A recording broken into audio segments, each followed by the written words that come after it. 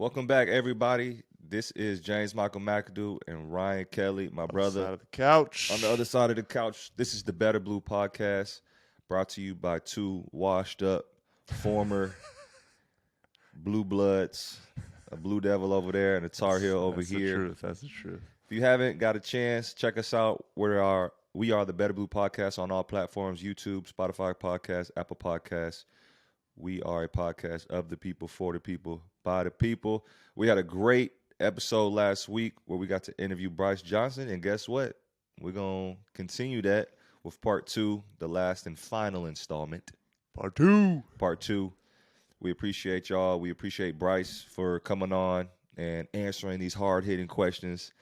Brice is the first interview that we've had on this podcast, and we're definitely looking forward to doing many more in the next few episodes. Definitely season 2 for sure will be interview heavy. So, Ryan, anything you want to add before we jump back in? No, I really appreciate Brice for giving us plenty of time. He's over here in Japan with us, and so it was really kind of him to give the time, and we had a fun time. This was our first time interviewing anybody, so if you haven't watched part 1 or listened to part 1, please be sure to check it out, and hope you enjoy part 2. Here we go. Let's do it.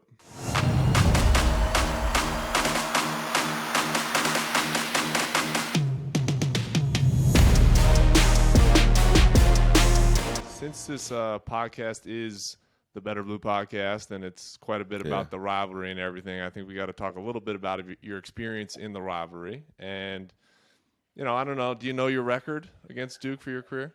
No, but I remember my first shot in Cameron Indoor. What was it? An air ball. The air ball. I shot an air ball in the short corner. I shot a jump shot. It was an air ball. I remember that. And the truth is, all you have to do is get it on the rim because those rims are Those soft. rims and are buttery. I learned that buttery. later on in life. That's all I had to do. Yeah. But I was a little nervous and I shot it, and it was all I heard, air ball. Knowing Ryan in true Ryan Kelly form, he's the opposite of me. He knows your record. I do know your record. So let us know his record against Duke. You were 2-6. Oh, Yeah, sounds about right. I'm surprised, man. You split your senior year. My bad, We bro. should have won. We something should have with won. the Bills. We should have won both senior year, but I'm not even gonna get into that.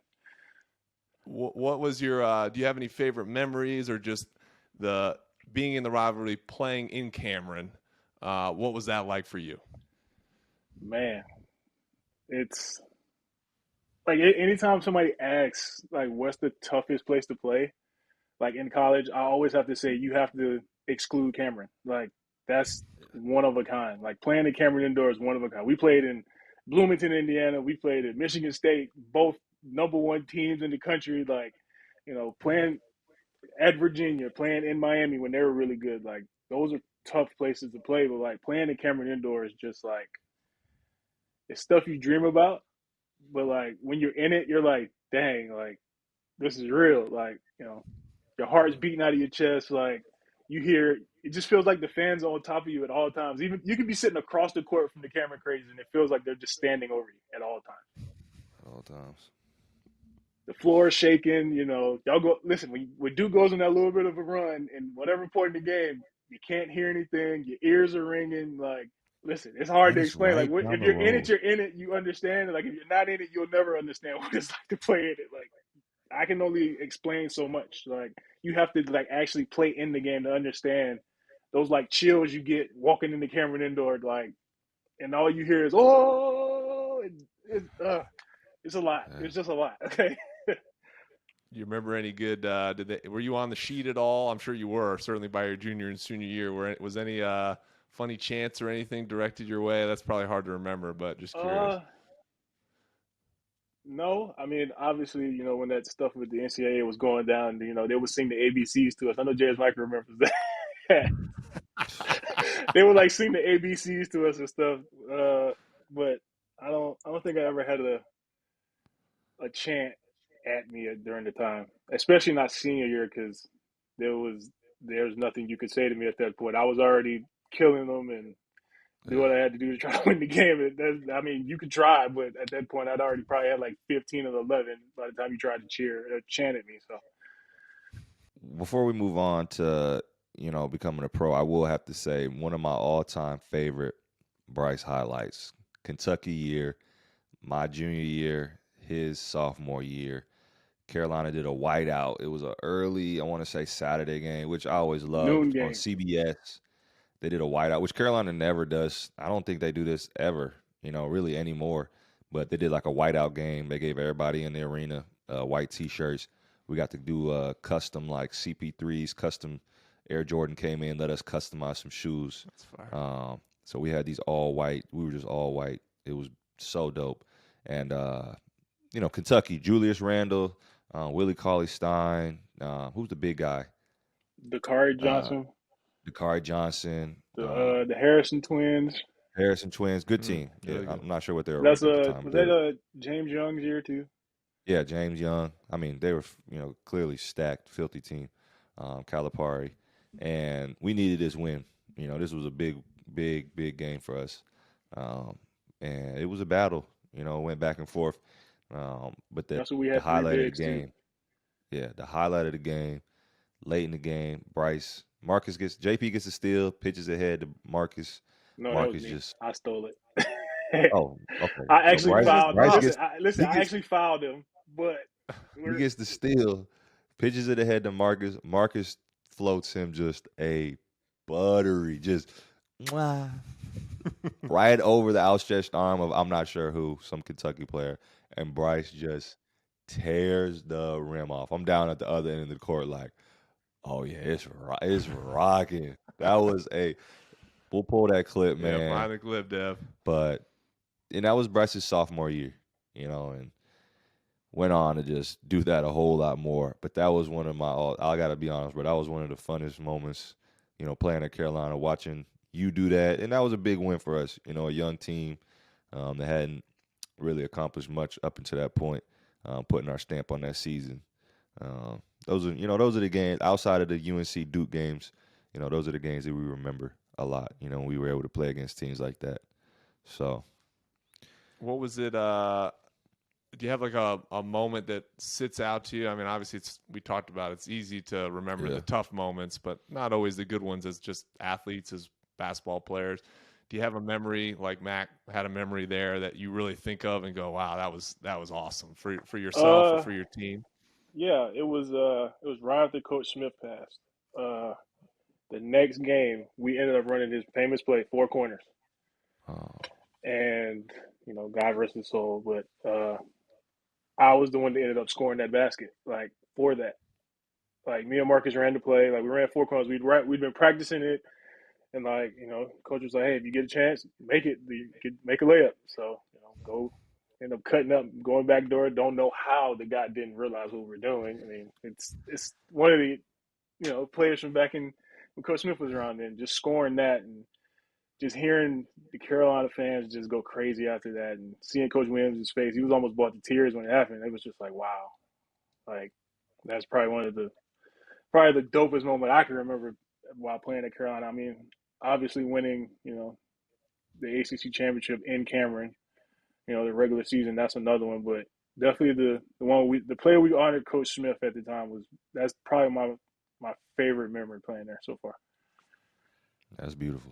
Yeah, it's funny because I was just not funny, but I was just watching the 1982 NCAA championship game where Carolina plays Georgetown, and they showed highlights of when they were running the four corners offense, and it's different than what we're used to watching. Simple. They're just like It's passing so it around, simple. and they ended up passing it to James Worthy in the corner. He just takes one dribble and just absolutely dunks on somebody. And I'm just like, man, like basketball was just so different back then. So different. But yeah, man, Dean but Smith, it worked on that. It worked on that play. It worked. I was surprised, but for sure. I guess for sure. That's a great I guess that's the big fella looking down on it, saying, "Hey, it's time to make something work here." So. Oh yeah. So let's transition. I mean, again, I'd be remiss with not saying that unbelievable career. I mean, just great career at Carolina. Even if I was sitting watching and, upset when you were dominating the Blue Devils, a great career. And we'll transition a little bit to the process of becoming a pro and, how quickly was that turn? You had that low, I guess, the emotional high and low of that national championship game, and then have to then begin the process of, starting your pro career. What was that like in terms of, when did you kind of put, not put Carolina behind you, but kind of flip the switch to what was ahead of you as opposed to looking at what had just happened? I think, what was it? I think I took a week. It was like a week, maybe. I mean, obviously, back then we had to actually do classwork, because somebody Like decided. always, right, I mean, Bryce? I Like mean, no, no, always. no. Listen. I will say this: from day one until my day I graduated, Coach Williams was on me about everything I did school wise. He did not care about basketball. He didn't care about anything else. Like, we could be coming back from a trip and it'd be 3 o'clock in the morning. He would literally wake us up on the bus after we got to the Spencer, and he's like, "Hey, you guys better make sure you make it to class. Your teachers will really appreciate it. And if you don't make it to class, you're not going to want to come to practice after that." And I'm just like, you know what, you're right. Even if you had like an 8 a.m., 9 a.m., yeah, you better be in class because one, you didn't know if he was going to show up. Coach Williams always walked around campus every day, and then sometimes he would just like pop his head in and look at it and see if you were in class. You didn't know whose class it was. He'd just be like, "Oh, I know where his class is. Let me look." Like, there was times me and James Michael were in the same class, and then like the teacher would stop and say, "Oh, hey, Coach Williams." And we'd look back like, "Oh, Yeah, wait, he's actually in here." he Oh, would. like, I'm glad I'm here. Like, but that's just always something he did. Even that was before that stuff even came out. I was just like, wow, he really Yeah. cares about this school stuff, huh? Oh Or yeah, like, he nah, he didn't play. teachers would threaten to like email Coach Williams directly, and I'm just like, what do you do? So I'm starting to wonder if you Carolina guys have a company line about all this, and you worried no, we about it. don't. The crazy thing is we really don't. Though. Like We you know, have to bro. think. Like, Ryan, you have to think about it. We're a public school, so there was always cameras around. At one point we had cameras chasing us to class, like during that whole thing. Like, there would be people like, oh, like reporting on the whatever's going on, and there'd be cameras watching us go to class. Like, Yeah. I I had an can't make this interview. I up. don't know. Did you have an interview? I had an interview with the NCAA. I've never been arrested, but in that moment, I felt like I was being like interviewed by the feds, bro. Like Oh I yeah, was no, like, it was. Listen, I it got to was be careful Ryan. It with was what I say bad. here. I don't want to implement myself or anybody else. I'm talking. We had like appliance meetings like Yeah, every 3 or 4 days. That was the toughest. Like, just trying to do schoolwork was hard, just because yeah, it was so much attention on us. Like, there was yeah. times like that year where you'd go to a class and teacher be like, "Nope, get out. Like, you're not in my class. Like, no, you're not gonna make me look bad." Like, we're just like, "What?" Like, I just got here. I'm a freshman, sophomore in Yeah. college. Like, what do you mean I can't take your class now? Like, so you have to We take did the have class later there on. were good Like, professors though, man. I had one good Spanish professor. I have to give that story, man. Shout out to Professor Heuer. He helped your boy out because your boy wasn't trying to help himself out. But we'll talk about that at another time. All right, so moving on. Had to feel good, regardless of the loss, to be like, all right, I put my stamp on my career. Did you know you were going to get drafted in the first round? uh, yes. At that point, after the championship game and all that, I knew I'd be first round. It's just where. I Yeah, In all the mock drafts and all those things, I'd been high as 8 and low as, who had the last pick? I think Golden State or uh, San Antonio had like the 30th pick. yeah. So I had been, I knew, it's just I had to go in there and prove myself, going all those different workouts and stuff, and then try to stay as, I wanted to be a lottery pick. Honestly, I wanted to stay as high as I can. So For end sure. up in a good situation because I mean, which is crazy because I didn't even work out for the Clippers and they picked me. Wow, you didn't. I didn't even I hadn't talked to them the entire process. You know, I didn't go work out for him in LA. And they were like, "Oh yeah, they're picking you." And I'm just like, "Okay, well, I mean, obviously, I'm excited. First round For pick, sure. cool. I'm happy, but at the same Yeah. time, I'm like, this is kind of weird. Like, I don't even remember talking to you guys. I don't remember working out for you guys. Like, No, I remember working out for the Bucks. I remember working out for Toronto. I remember working out for Orlando and where else? Phoenix, Boston. I know you know about the Boston, whatever the 3 minute Yeah. run is. Back then, like it's so like that. Just traveling all over the place for those workouts was Yeah. enough in itself. So, and then just to get picked 25th for the Clippers, I was like, I'm excited, but at the same time, I'm like, don't really know what I'm getting myself Yeah. into right now because I never really talked to you guys. So Yeah. I was the same way, actually, with Yeah. the Lakers. I did not hear Yeah. a word from the Lakers leading up to the draft, and they picked me. They just had me on their board, Yeah. and it I got mean, to their pick. I was still on the board. at that point, like once you're falling down the draft board, I was like, all right, cool. Like I had talked to Coach Pop. Obviously talked to Golden State. They were like, all right, yeah, you fall this far, we're going to pick you. Like Coach Pop said, I think it was like 29. He was like, I'm taking you here if you're here, but I don't think you're going to be here. I was like, all right, cool, that's fine. I'm still gonna be a first round pick. All right, cool. But he's saying, no, you're definitely gonna go higher than that, way higher than that. I'm like, all right. And then as it starts to go, more picks, and then because my year was the year of the draft and stash, where all those big guys were coming through, and they got all these Serbian guys and then send them back overseas. Like it was like, yeah, you guys are drafting people who did not play. Like you guys are drafting them to send them back. So it was just weird. Like that whole draft was weird for us. Yeah, so for the people out there that don't really understand how the process works, right? So, college season ends, go to school, graduate. Some guys, neither North Carolina guys or Duke guys, but I know some guys even just drop out of school. They go straight to just preparing. But that's neither here nor there. But leading up into the draft, for the people that don't know, in my case, I worked out, there's 30 NBA teams. I worked out with like 20 plus teams, because I was so just all over the place, from, second round to undrafted. So I needed to be in front of as many people as possible. Somebody like Brice probably worked out. How many teams do you think you worked out for, Brice?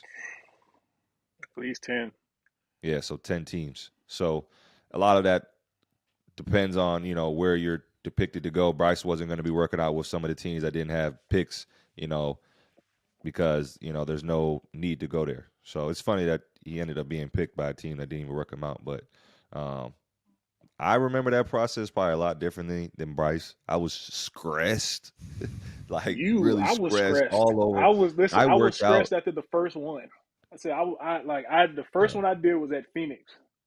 yeah, And, Phoenix does that run too, right? yeah, They do that run just like Boston. They do the 3 minute yeah, run. Like, I was stressed out because, one, I wasn't in like great shape, but like, yeah, because I like going into the draft, I was like, all right, I need to gain weight. So I had been eating. Like, I had been yeah, eating, working out here and there, but like eating to try to bulk up before like, the combine because I need to measure well. I need to show I can put on weight and yeah, hold it. Like, because my thing was in college, like I would put on weight in the summer, but then during the season I'd lose it.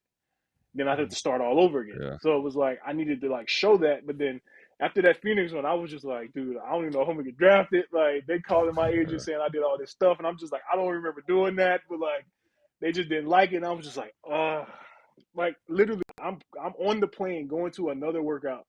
yeah, Literally, I'm getting ready to get kicked off the plane because they're calling me as we're taking off. And he's like, dude, what the hell did you do? Like, what'd you do? Da da da. Like, you did all this. And I was like, what? What do you mean? I thought I did well. He was like, yeah, no, you didn't. And I was like, yeah. so I had to hang Stressful. up, and then we took off, and I had to wait until I got off the plane to like not stress, and I was still stressed out till then. Yeah, I even had to work out the day before the draft. yeah. I was gonna say I worked out. I'd come home. I'd done like 20 some workouts. I was like, all right, I'm done. Brooklyn calls me. They're like, yo, they want to work you out. This was the day before the draft. I'm like, all right, man. Like, let's do this. Go up there. Right, great attitude, right? Go up there. This is what you don't do. Yeah, Go up please don't do there. it because I did. Listen, Do the I workout. did it at Philly. Don't do that. Yeah. Missed my flight. I had to fly home the morning of the draft. It was just like terrible experience. I'm sure yours wasn't as bad, Ryan. I didn't do a single workout Wow. because my foot was broken. Oh, that's right. So I had Oh, surgery on yeah, my that foot. Didn't get to do a single workout. And that was my huge decision my senior year was, do I have surgery back in January? Yeah. And then I would have been ready for all the pre-draft stuff, or do I wait? So I ended up playing out the season with a broken foot and had to have surgery after the year. Did not get to do a single workout. So Dang, that's crazy. Yeah. I will say I remember going to work out for the Clippers. So I just remember like, whoa, they fly you in first class, pick you up at the airport. I think I stayed at like the Ritz. They pick you up The in the Ritz and car Marina. service. Yeah, right, Ritz at the Del. Yeah, right there. Take you to their brand new facility at that time. Yeah. Chef, gym, workout, weights. I'm just like, holy smokes, this is the league. Yeah. That was one of the biggest memories I remember going through that process. So how was it? You get drafted. Did y'all have a party? Where were you when you got I drafted? mean, I was in New York actually. At the time, a lot of people were surprised I didn't get in the green room after the year I had just had, but Yeah, I ended up just going and sitting in the crowd at the draft. So it was pretty cool. I got to go up there and shake Silver's hand and that's stuff. awesome, man. It was a surreal moment. It was Sure. great. I really enjoyed it. Then after you find somewhere to go, obviously, pop a couple bottles of champagne or something. Yeah, I did baby. pop a bottle or two of champagne. I can't lie. I'm not even gonna sit here and lie to y'all about that. So I did have a good time. But then I remember because it was right after my birthday. It was like right around the time of my birthday. I stayed in New York. I say 2 more days. My birthday happened, and then I was immediately shipped to Orlando for summer league. Right after that, like got drafted. Didn't even go to LA. Didn't go press conference. None of that. It was just like, all right, head to Orlando. You're about to play in summer league. I was like, okay, this is. I guess this is how the league works, huh? Listen, You're being a little if coy. you know the Kelly family, they were over there popping Martinelli, apple juice, little bottles, man. I know your mom and dad were not even letting that fly. No, we were not doing any of that. We were not in New York City. We were in Raleigh, North Carolina. You know what's crazy? I drank in front of my dad for the first time, and that was the most awkward situation I have ever been in. Like literally, I'm like celebrating, getting drafted, and As you should. get a bottle of champagne, and handing it out. My dad's just in the corner, like he's like, I'm not drinking this. Like he just holds it, and I'm just like, everybody's like, cheers, and I'm just like I'm like drinking it. And I'm just like, my heart is just gone. It's in my stomach at this point. Like I just didn't have it. Still had fun Until though. you got half a bottle in champagne, and then it was all Yeah, gone. It was once all you got good. that liquid courage, it's like, All right, I'm saying is just know he left at some point, and the fun actually happened. Okay. Listen, me and Brice had some good nights out on Franklin Street, man. We're not gonna get too in depth, man, but On Franklin, Players, man. There was a bar on Franklin Street called Players. My bad, bro. I probably, as an upperclassman, I probably should have never taken you there. It was probably better for your no. life Listen, in general. players was the best thing that ever happened to me at the time. Okay, that was the Well, most fun at the time. Yeah, at the time, that was the yeah, most fun yeah. I We could have used to ever have fun. had in college. Like it was just nothing but athletes, and Nothing but athletes. I have to find. There's a funny pic of me and Lomac at Players at the bar of legal age. And Brice in the background just cheesing that ear to ear, man. I'll have to find that photo, but Also of legal age? yeah, he was for sure. For sure. All right, man. So from South Carolina to Chapel Hill to LA, which we got another LA guy here. What was that like, man? I mean, going from 4 years, small town, Chapel Hill, I don't know what it was like necessarily in Durham, but like we rarely left Chapel Hill. I mean, the only time we left Chapel Hill was probably to go to the South Point Mall, So here you are going out to Los Angeles and joining a team which, was, I don't know, what was the vibe, when you got there with Doc Rivers and JJ and, Blake, CP3, yeah. DeAndre I mean, Jordan. first it was a culture shock for me. Like you Yeah. said, small town South Carolina, Chapel Hill being a small town, and then hey, you're going to LA, like big city, big lights are bright, playing in Staples Center, like stars everywhere. There's stars sitting courtside. At any given time, you can see Jay-Z, Beyonce sitting courtside. You can, Yeah. all these different things, and it was different. I honestly did like. I got homesick the first like 3 or 4 months just off the fact that one, I got hurt. I ended up hurting my back in preseason, so I was out most of that year. But I was able to play by the end of the year. But I was on a team full of vets, so I wasn't going to play anyways. But you know. But it was I don't know if I did LA the right way, just off the fact that I didn't know what to do. Uh, Being a small town guy, didn't really enjoy it as much. Traffic every second of the day. That wasn't a fun part. Having to drive to Staples, with it taking an hour and a half, where it's the same distance between Carolina and Duke is like 8-9 miles from my house to Staples Center, but it takes you an hour and a half to get there, as opposed to you go down the street to Cameron. It's like, oh yeah, it's like a 20-25 minute drive, depending on if it's 5 o'clock, it might be 30. But like I said, that was the biggest thing. I mean, and then with the team, it was cool. I mean, when I got hurt, they didn't really bother me too much, anyways, because I kind of just did what they said to do. I wasn't trying to have my car popcorned and have all those vet things happen to me. I mean, I remember, before the year started, we ended up going to, I want to say Malibu. We went up to Pepperdine, and we had like a little, like a mini, how you do those mini training camps where one of the guys, gets a house, and, rents out a house, and everybody goes up there. We go play pickup and work out and all those things. And then we ended up going to Nobu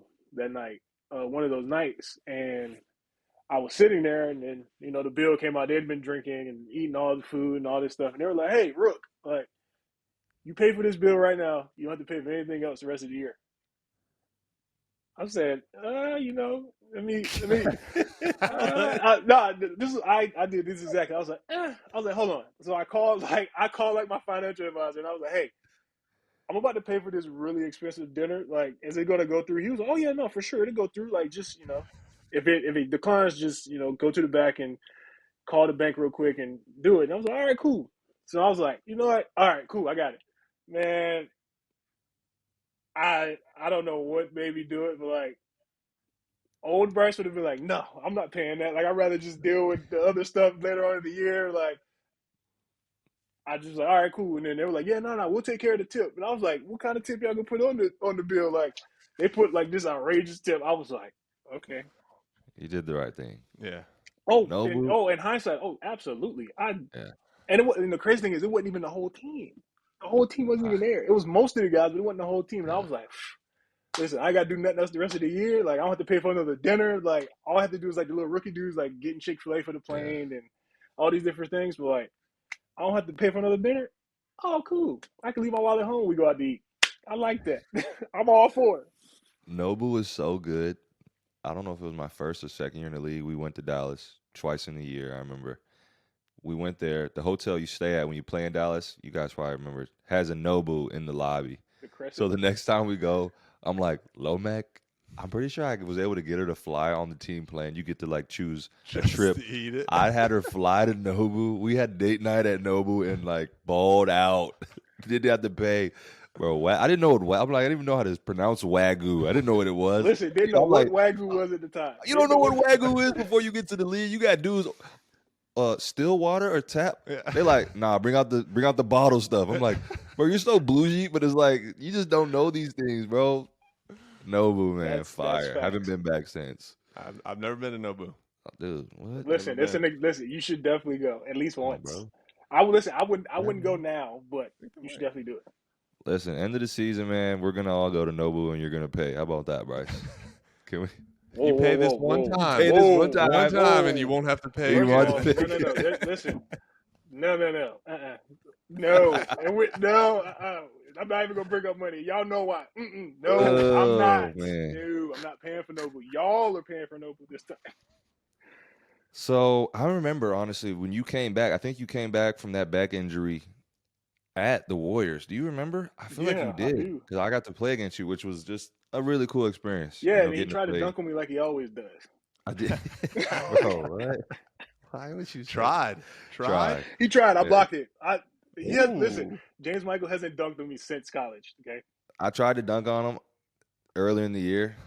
They called a foul, and then I was on Instagram a couple weeks ago, and I found a picture of it. It was clean, bro. Like I said, listen. I'll post that day. We'll get a picture. I got free throws out of it. Yeah, But I you remember it. did. But I was like, just I know think you he got haven't that done. clean in Listen, the you moment. every time we play against each other, you always try me now. You still try me like I'm still like a. You try me like I'm your little brother. Like actually, Easy freshman B, year we still. call him Easy B because he's so laid back, but he's so athletic. He almost gives you the impression like, oh, he's gonna let you have it, which is why I go up to dunk it, and out of nowhere comes his crazy arm. Like I said, Listen, man, there was freshman, sophomore year. We used to get each other back and forth, but then after that, I was like, okay, no, you're not doing that anymore. Can't let you do. You guys got to learn from me. Stay a little below the rim, little floaters, little Listen, pump if fake. I could shoot like you, I would definitely do that. Okay, I would definitely do that. But that's not my strongest shoot. I can shoot a little bit, but that's not my strongest shoot. Okay. thinking back to your time in LA, you talked about you would have done some things differently, but I gotta say it was again a highlight. Although some people might view it as a low light. After I got cut from the 76ers, I went out to play for the Clippers G League team. And at the time, Brice was down with them. And funny story, I flew out there, played a game like 2, 3 days later. We get to play together out there in Ontario, California, just having the time of our lives, college teammates back together. We went out to, where did we go that? We went to BJ's.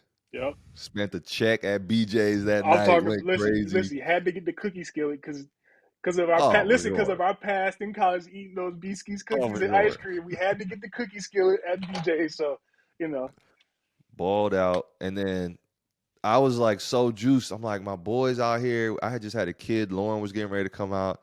And then I get a text. He gets traded. yeah. So Yeah, what was that experience like? I mean,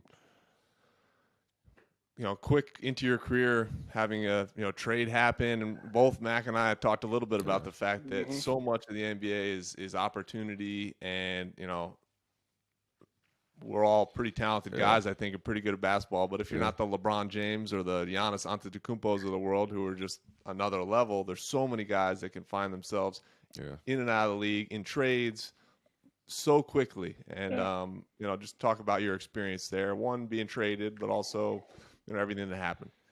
Well, that's funny because I think we went out to BJ's that night before I got traded, huh? It was like a couple nights before.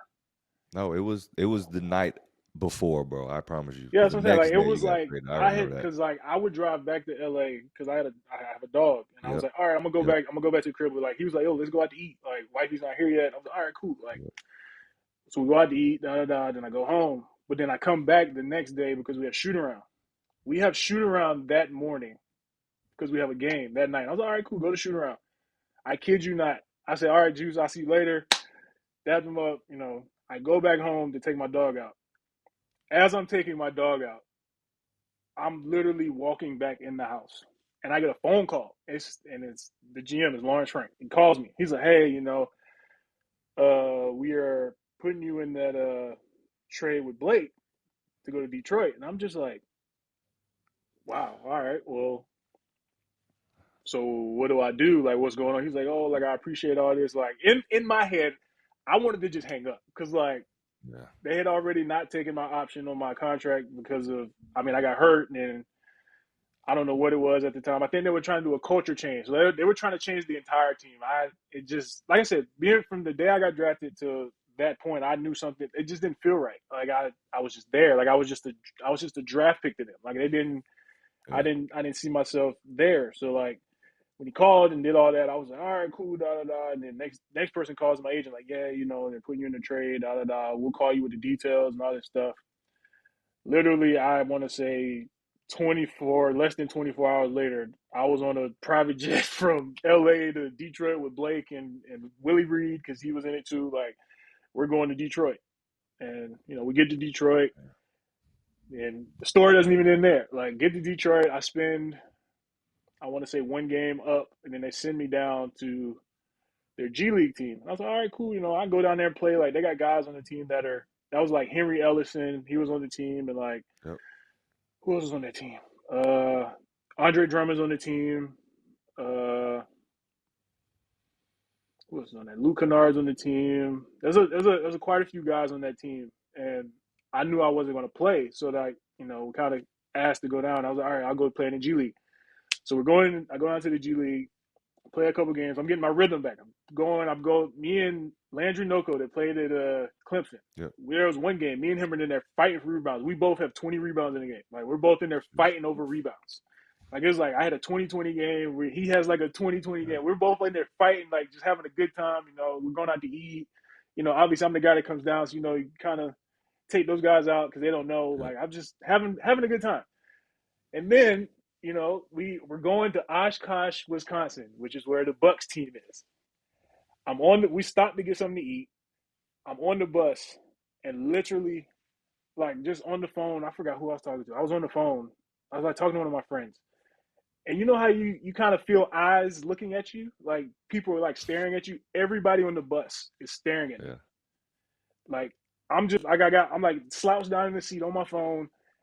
And I could just feel like everybody looking at me. So I look up, everybody's looking at me like, yo, look at your phone. Like, I was like, all right. So I looked, popped up. I'm traded again. The next thing after it was like an ESPN update and like Woj, because I was like, all right, I'm gonna put the notifications on because I need to know. Yeah. I put the notifications on. It was like Woj, and then the next notification I got was from Stan Van Gundy. He called me.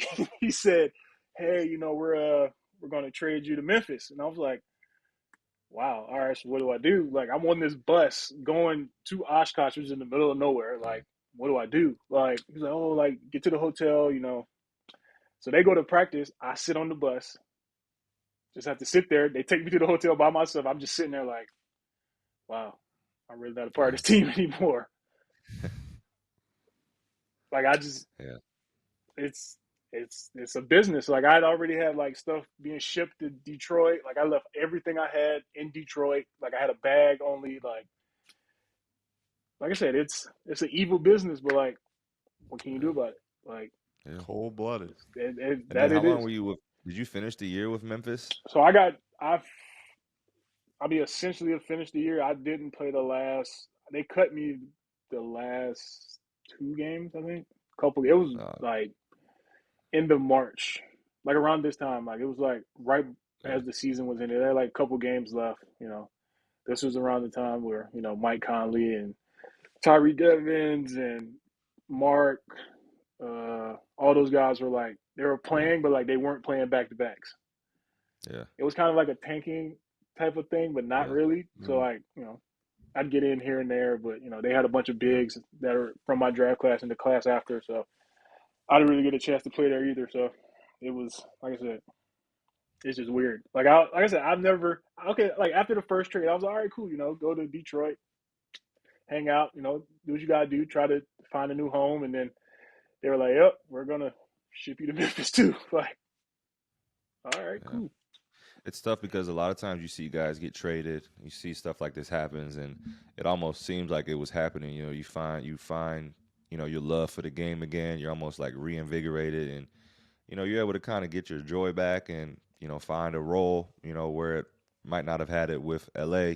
You know, you get hope that, okay, maybe I can find it here in Detroit, and then you know, the business side comes back, you know, and the team is trying to clear cap space for, you know, maybe a bigger player, you know, and you just happen to be one of the pieces that they have to move, you know, which is tough. You know, you talk about even the fact that he was, you know, Blake Griffin, you know, could have left that summer. You know, Blake Griffin signed that massive contract. Dude, and they put on a show for him too. They put on the a Clippers, show. yeah, and then, you know, everybody was surprised. You know, everybody was in shock. Like, what in the world?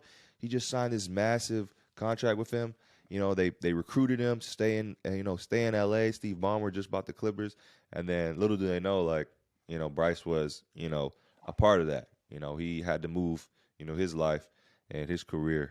So when did you probably, you know, make the switch in terms of like, all right, Memphis, NBA, you know, that summer, was it like, all right, I'm going to close the chapter on the NBA? Because, you know, you do see a lot of guys that kind of say, hey, I'm going to go back and do a whole season in the G League. You know, were you just kind of against that? Like, what was that transition like for you going from the NBA to Europe, or basically overseas, I should say? Well, it was tough because also during that second year is when my agent got messed up. I was with that agency that got messed up with all that Adidas stuff at the time.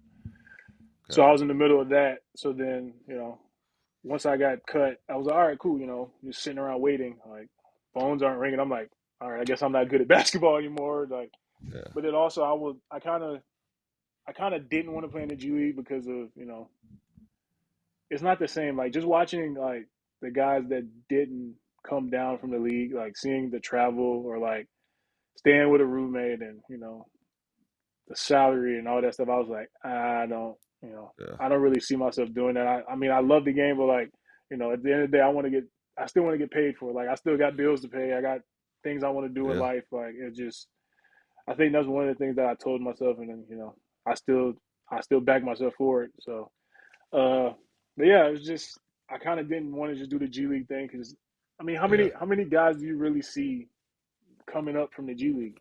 Like, there's a Yeah. lot of guys that are like, oh yeah, like they're really good, but like they kind of get stuck there. Like, and there's, like I said, there's a lot of guys there, but then there's also that, like you said, like the business side where it's like, oh yeah, like but you're 26 and we can go get this kid out of college that's 20, 19, 20, and we can hope that he's good, but you're already established. We don't want you. Like, so like Yeah, that, especially if I would say especially me if being a you 4 year were a guy. 4 year guy, yeah, you were a So 4 year like that guy. was You already a see thing guys, against me anyway. So yeah, like it, yeah, being a 4 year guy, even though yeah, like Ryan said earlier, like just my numbers continuing to get better and better as the years go on, but like there's still that age thing, and that's when the age thing really started to like show itself. It was like, oh yeah, 4 year guys are good, but like, what about this?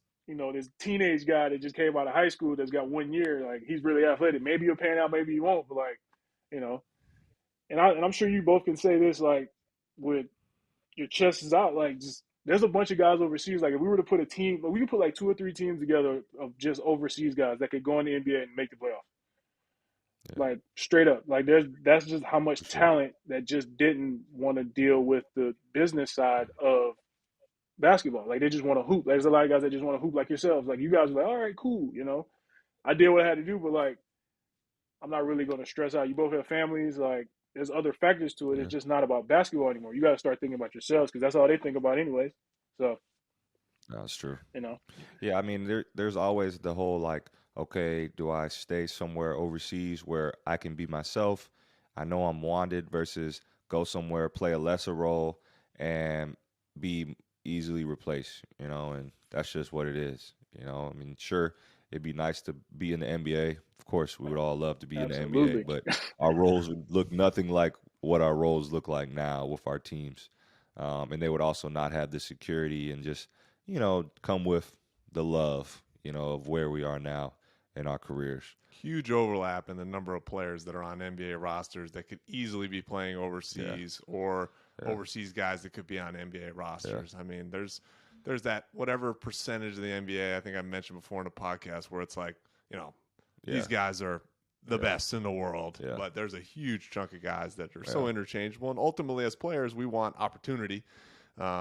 And if we get opportunity and a fair shake out of things, yeah. and compete, and you can tell me, oh, I'm good enough or I'm not, but you just want the opportunity. But just walk us through, so we don't take too much of your time here. Walk us through or run us through. You don't have to go ahead and detail everything. Where you went from that year in the NBA to where we're at now, just from career wise, and people understand how you have to kind of go Yeah, to some just and there's places. a lot of Carolina fans. Yeah.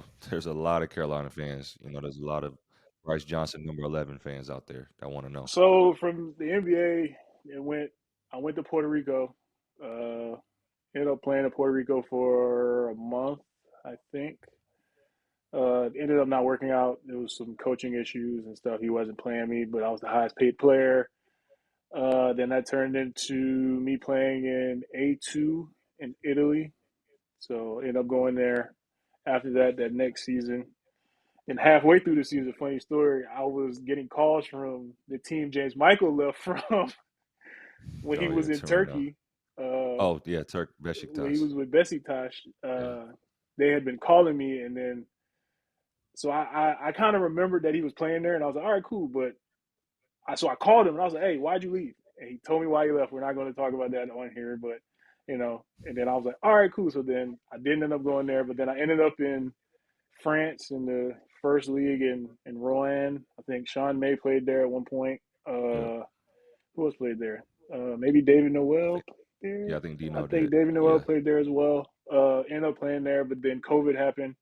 Literally mid practice, they shut practice down and said, "All right, go home." And then, then turned into going to Ukraine the next year once everything was back opening up.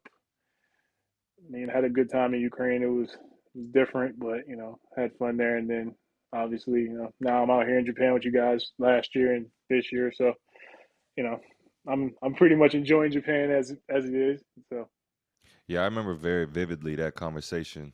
When I had moved from the team in Turkey to Partizan, a team in Serbia, being on the phone with Brice right before he moved to France. Did you even play a game for that team? in France, yeah, I Yeah, played before what, five a couple games? games. Played like 5 games. Yeah, Maybe played, before COVID happened. yeah, So we were more or less in the same boat. He was leaving his team in Italy. I was leaving my team in Turkey. So I remember we were talking, and then he was being courted by the team I had just played for, and I, tried to steer him away. tried. I'm it sure didn't, it his didn't take it financial didn't take advisor much. would appreciate that.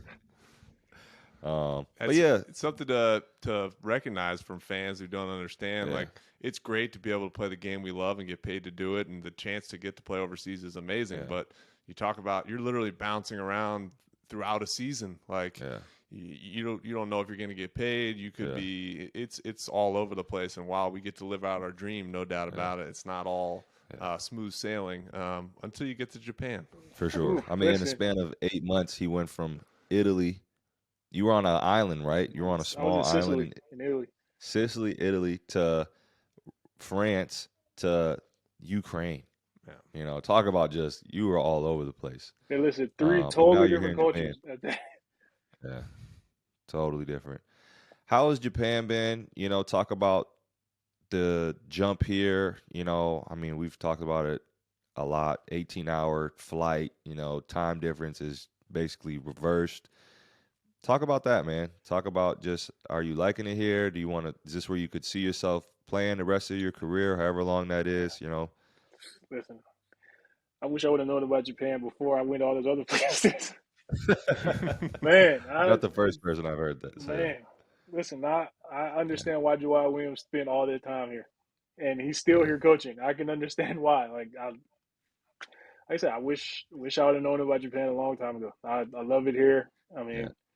I get to play against you guys every once in a while when you guys are Yeah. healthy and will actually play against us. My team isn't the best sometimes, but but it's like I said, it's nice. I mean, there's no worries over here.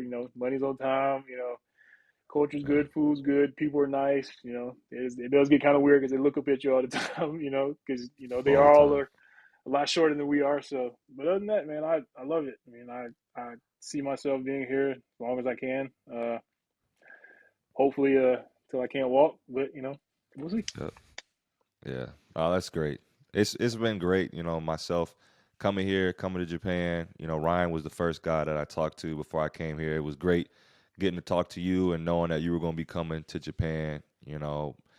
Joel Williams, who you mentioned, really was the OG for me in terms of putting Japan on my, basketball radar. And Kennedy Meeks played here. Jackie Manuel, who's on Carolina staff now, played here. There's been so many former Tar Heels. And, we got Isaiah Hicks that's in the league now. We had Justin Knox, who played for Carolina, that was in the league last year. And, the list goes on. Not a lot of Duke guys Funny, here. for whatever reason, I think I'm the only Duke player that Because they don't like has y'all. ever played in Japan. Listen, because they don't like you guys. That's why. They don't like you guys. You're the only one, okay? Because you We can are shoot. the better blue. You were supposed to get a passport, and they were supposed to put you on the national team. That's what was supposed to happen. But that didn't happen. You just, Have not done that.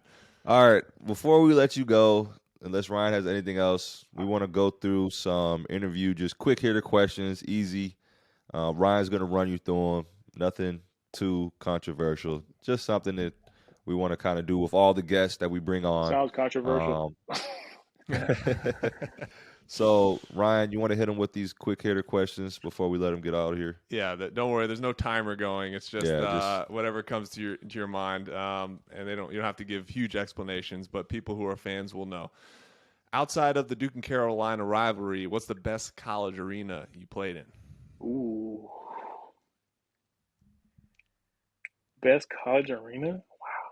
Can mean fans, can mean Yeah. the gym, can mean a lot of things. I know mine. I got to jump in. Dude, Maui, bro. Come on, bro. No, Maui was crazy. But Like Maui. Maui was Hold up. I got to tell a story here. I got to tell a story. Hold up. God. On Stop the press. Stop the press. Hold up. questions. So we out in Maui. We get on the catamaran, bro. go. We on the No, catamaran. Let me talk. We on the catamaran.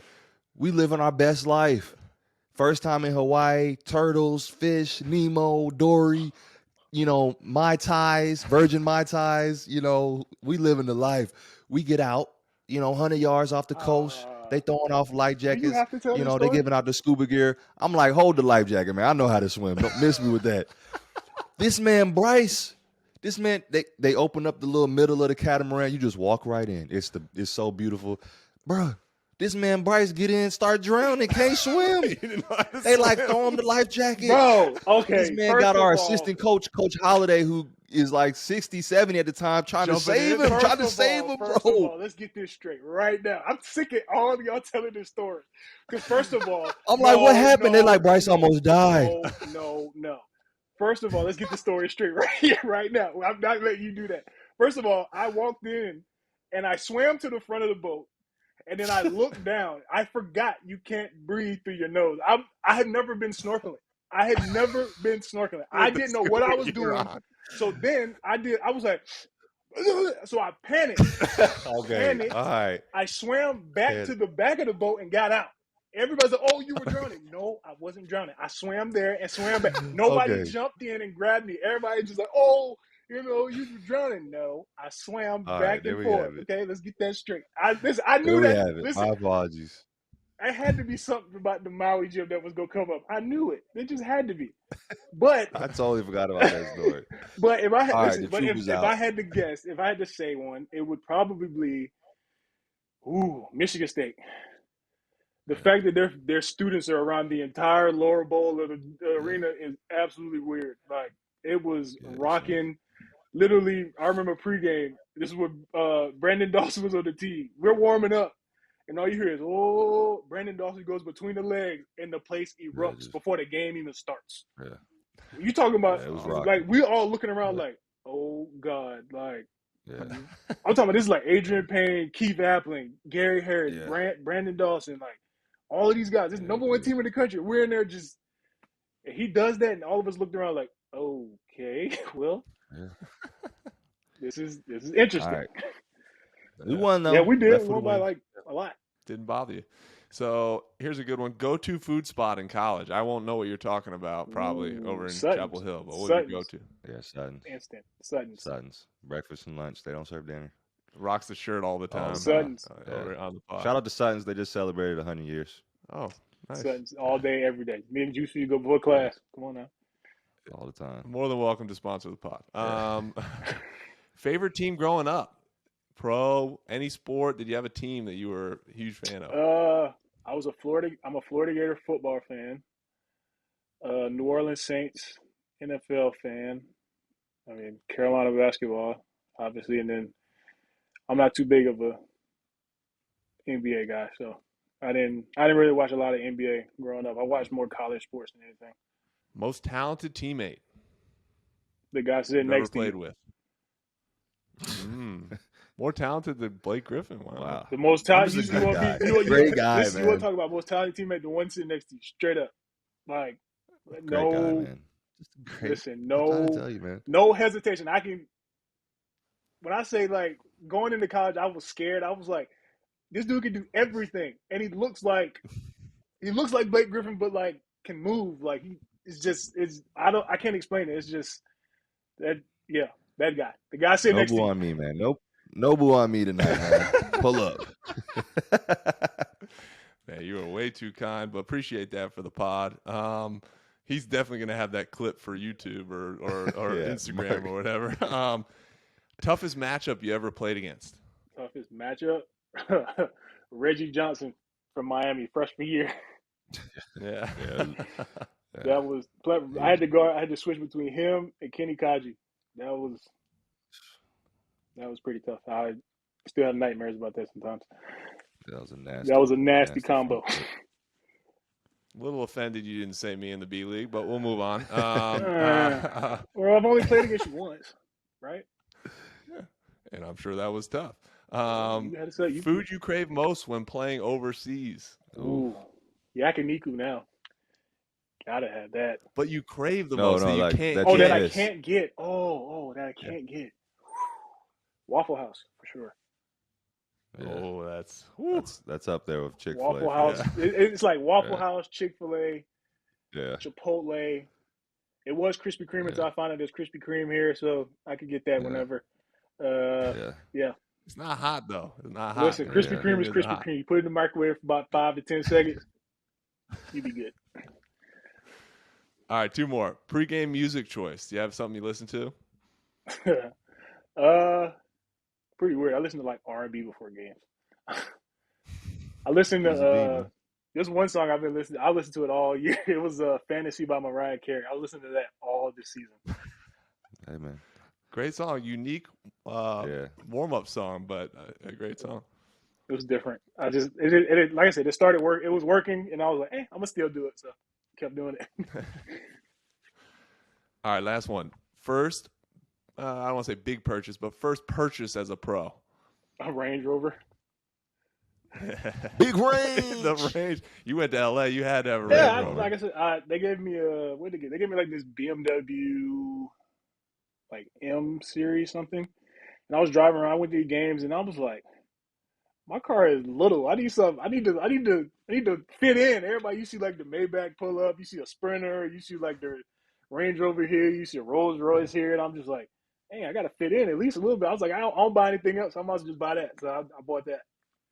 Regret I sold it, but you know. No, you don't. Yeah. My first preseason we played a back-to-back Lakers Clippers. Going into the tunnel down there, I was like, oh, this is ridiculous. Seeing some of those cars down there in that tunnel.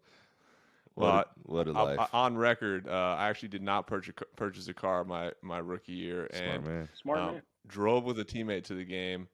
And then also my wife, fiance at the time, now wife, would come to the games in her white Honda CRV from college. And that would be parked underneath Staples Center next to all those nice cars. And that's what I hopped in post-game, was a white Honda CRV. Did they use the bomb dog around your car every time you drove up? Because it looked out of place. Because she got stopped my wife got stopped whoa, every single time. Man, back it up, ma'am. Wait a minute, Ma'am. No, you can't bring that in here. That car does not belong down here, okay? Man, shout out to Lindsay. Yeah. Man, that's all I got for you. That's Yeah. all we got for you. Really appreciate your time. You want to shout out his... Yeah, shout out my brother Brice, man. He's going to be tagged on a lot of this stuff. B Johnson _23. For real, man, you don't know how much this means to me and Ryan that you would come on here. You over here with us grinding out here in Japan, getting ready to finish off. You know, this is me finishing my 9th year, Ryan finishing his 10th. Yeah, 10th year. And what year is this for you? 8? 7. 6? It's 5? 7. You know, just it's beautiful, man, that we all are kind of doing this together. So on behalf of ourselves and all the supporters out there, we appreciate you. And, you always hold a special place being our number one, bro. Appreciate it, man. Appreciate y'all having me, man. You know, it was fun. We'll it was definitely fun, get, even though I thought Ryan was going to get on me a little more about Duke. But, you know. No, 2-6. I just had to say 2-6. Listen, that's fine. It's okay. I got the last laugh. I got the last win. Okay, that's all that matters. Hey, good man. Shout out the Better Blue Podcast on all platforms. Hit us with a comment. Throw us a subscription. You know, we love the love and we love the shade. We love the hate. Send it our way. Give us some crap about our terrible interviewing skills, please. Whatever you like. Please. We're getting close to coming to an end. We don't know how many more episodes we're going to be putting out, but we're definitely winding down here. It's been a great season 1, and we're looking forward just to finish strong. And we're going to be doing a lot more interviews season 2. A lot, nobody's probably going to be as good as our brother Brice, but we're going to try to bring on some Blue Devils, bring on some other cool people. So hit us in the mailbag, betterbluepodcast@gmail.com. Shout out our producer, Dev. Once again, thank you, Brice, for coming on. And we appreciate y'all. Duke guy next time. Peace.